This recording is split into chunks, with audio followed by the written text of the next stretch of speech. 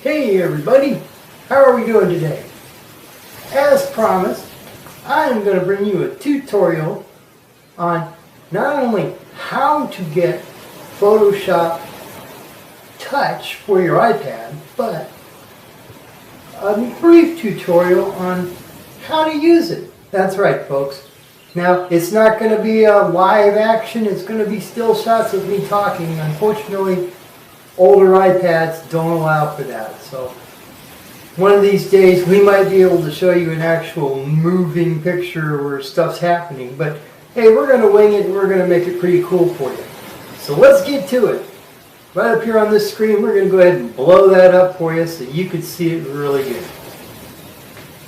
Okay, so to install Photoshop Touch, the first thing you're going to want to do, because you can't get this in the App Store, folks, you're going to need to go to the internet and go to www.tutu, that's tutu.vip. Once you get there, you're going to see this.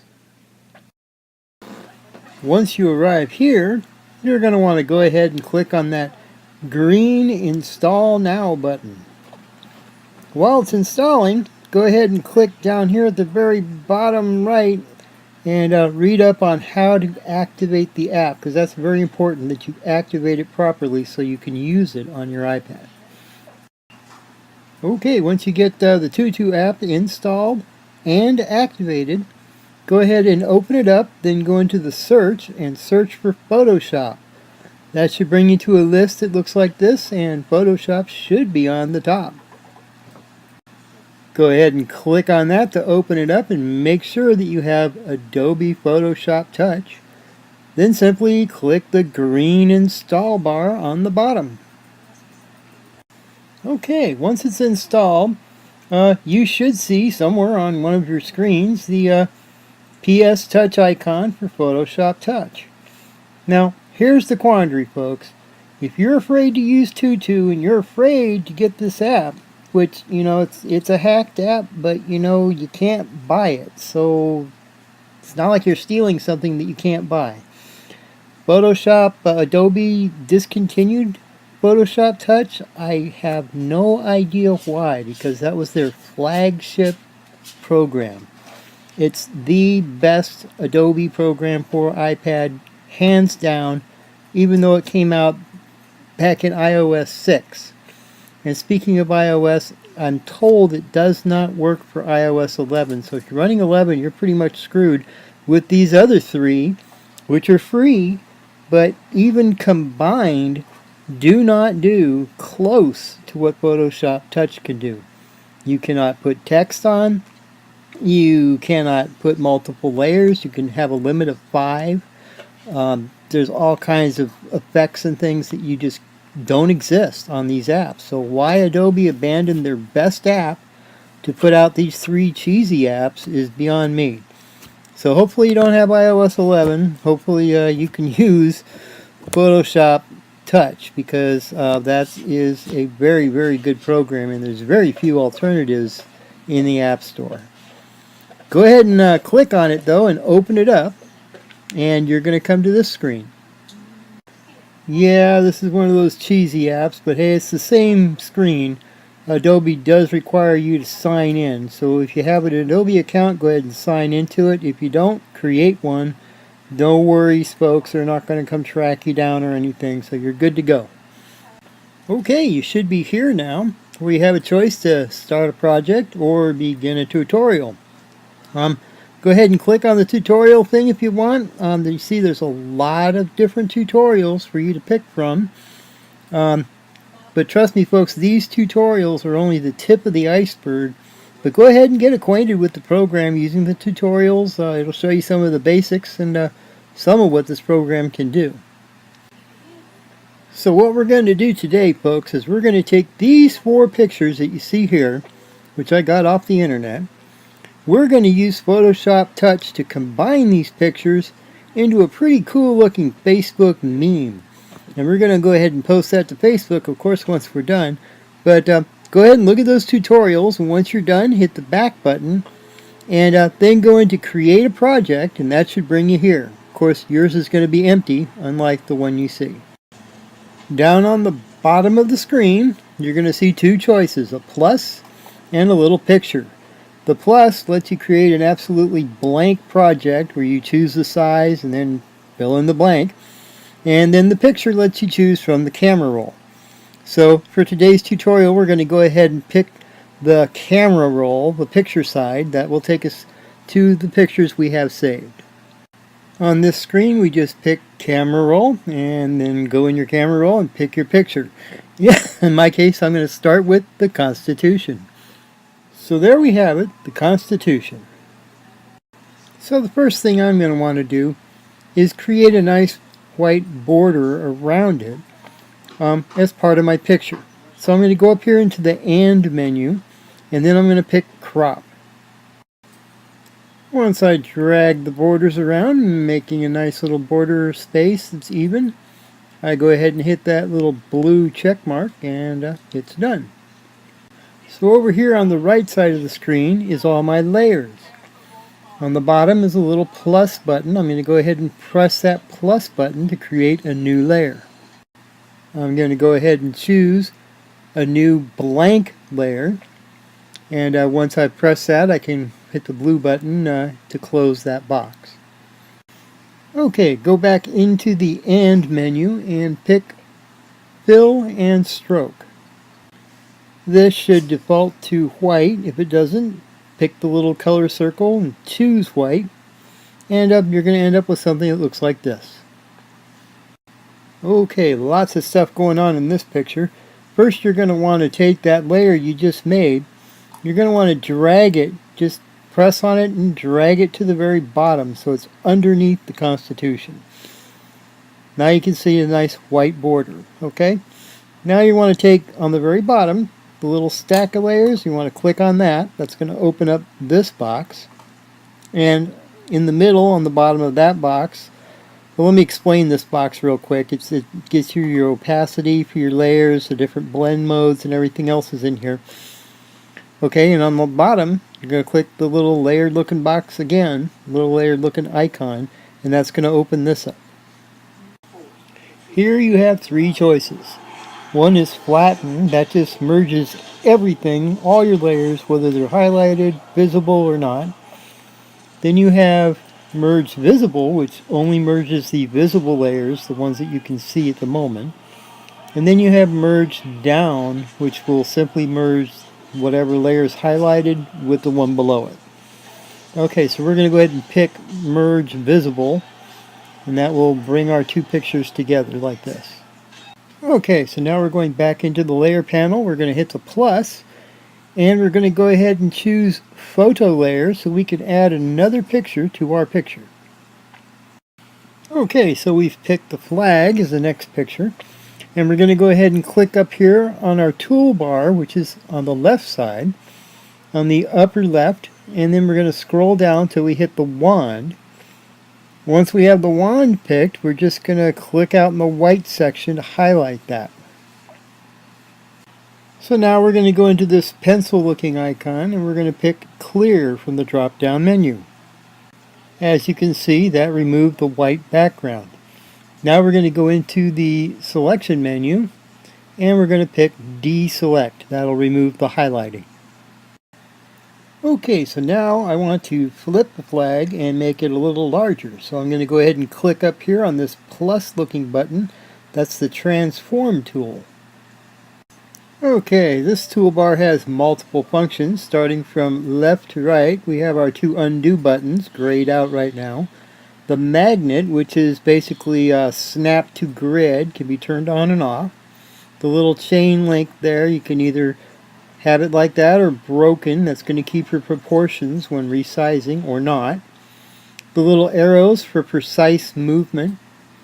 Then you've got your horizontal and vertical flips, and then the little arrow on the side which opens up even more options for exact X and Y positioning and sizing. I'm going to go ahead and click on the flip button for the horizontal flip and flip my flag. There you go, presto. I'm also going to go ahead and use those handles and resize the flag just a bit. So it's like this. And once again, in our layers section, we're going to go ahead and hit that plus button and add another photo layer. As you can see, we've added Jesus to the scene. Now, the background on this picture is going to be a little bit more tricky to clean up, so we're going to do it in a different way. Go ahead and go to your toolbar on the left side and highlight the toolbar, slide your finger down to the magic wand and hold it there. You're going to see other tools open up. You're going to want to pick the stitch tool, which is going to look like this. This is a cool little tool that's used to make cutouts. It works in two stages. First, you're going to pick the keep, which is the top choice. You're going to make a green line around the inside of your cutout, whatever you want to cut out.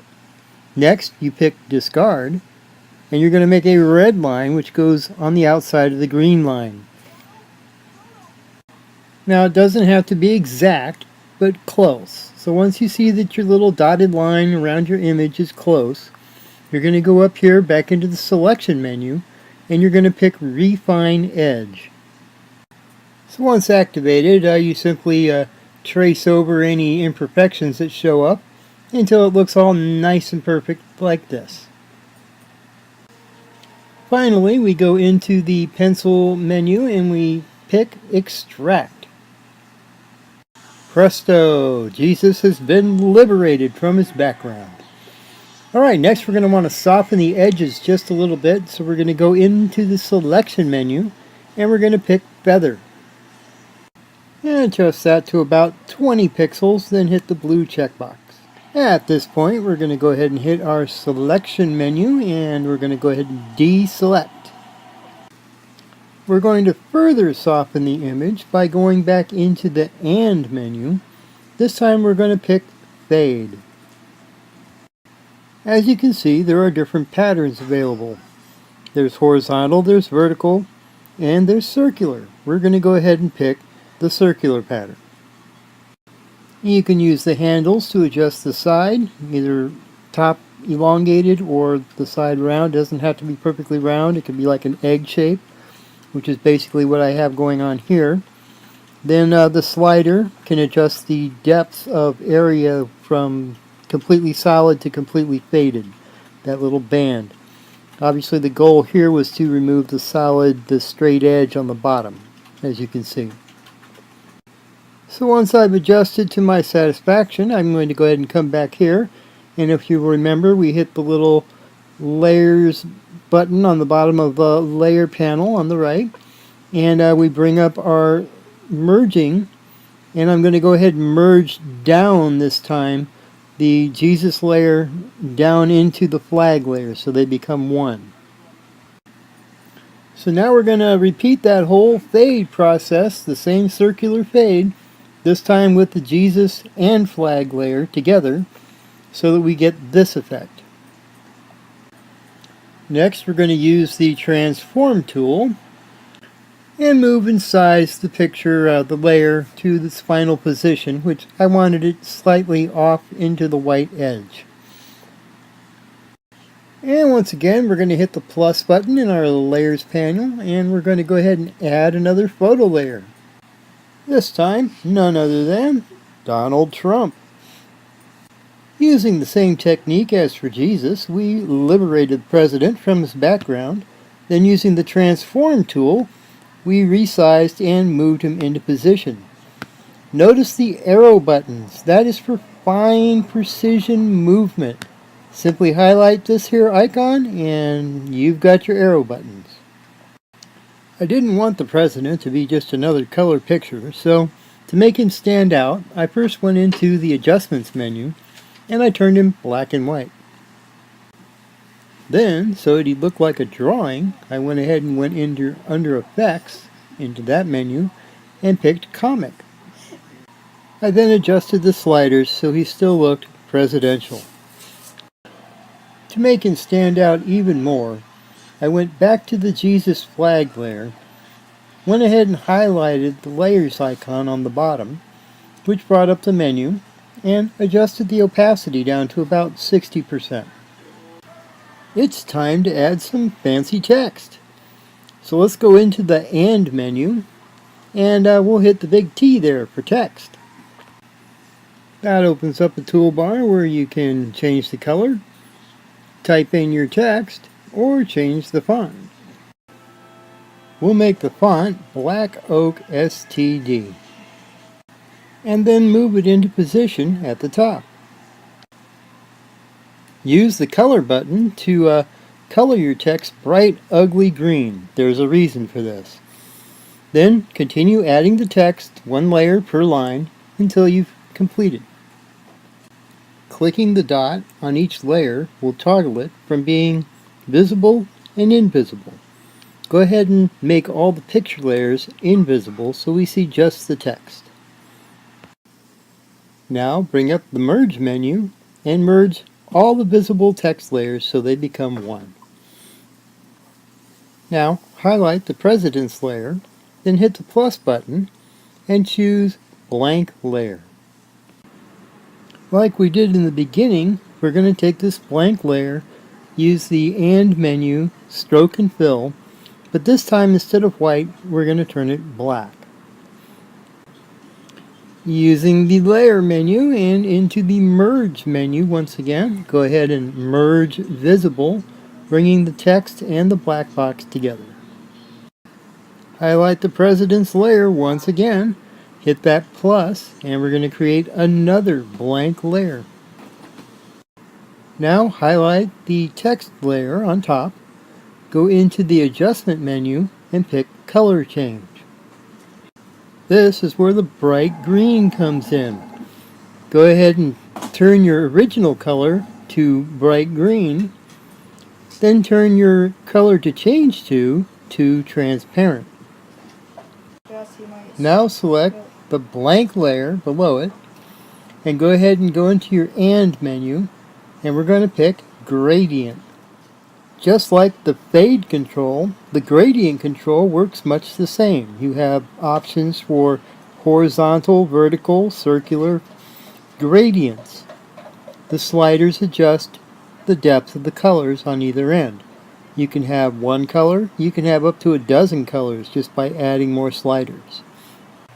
Okay, we want our text to be patriotic, so go ahead and click on the left slider and you will see the colors come up, and go ahead and change that to red. We'll do the same for the right slider, clicking it and then picking the color blue. Now you can see in the middle you have two other sliders. Those adjust the gradient range, so go ahead and adjust those so your text looks nice. Now that we've completed that, we're going to go ahead and merge our text with our gradient layer to create one layer. Once again, we're going to go into the adjustment menu, then we're going to pick color change, and we're going to change black this time into transparent. Upon bringing back visible the other layers, we see the text still doesn't really stand out like it should.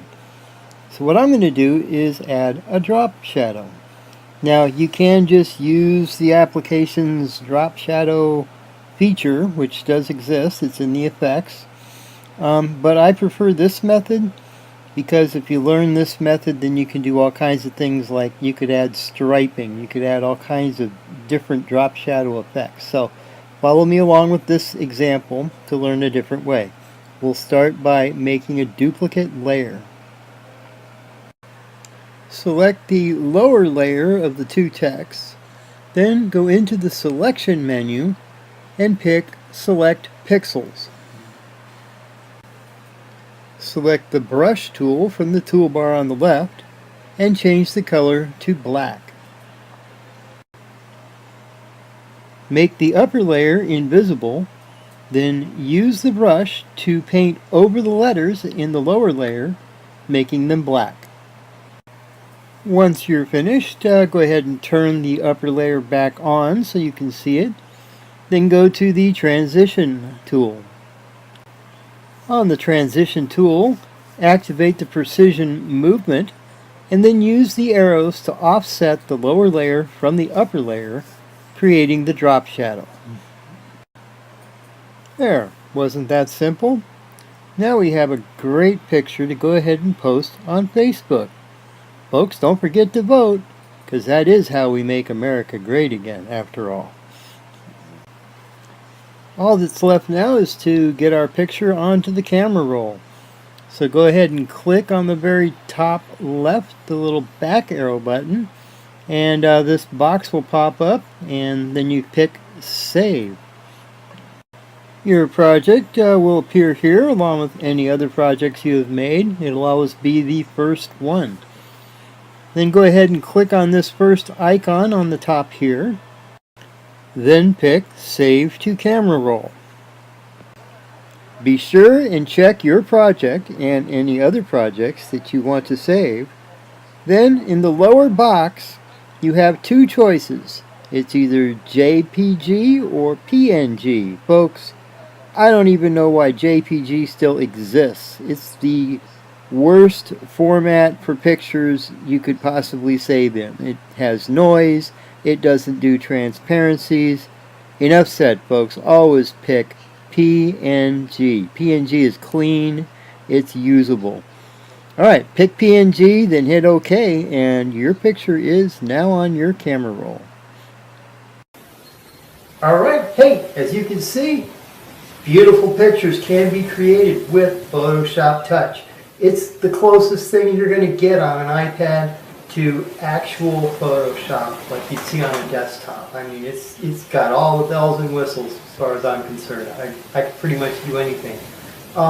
If you're really scared of using that Tutu app, the other apps, like I said, they're really not going to cut it for you. We might try Metabang Paint. That might be our next tutorial, because that's a free program you can get. Not quite the same thing, but you can work with layers and do some of the stuff. It's just not as easy. Alright, well, until next time, folks, hope you enjoyed, and we'll see you on the next vlog.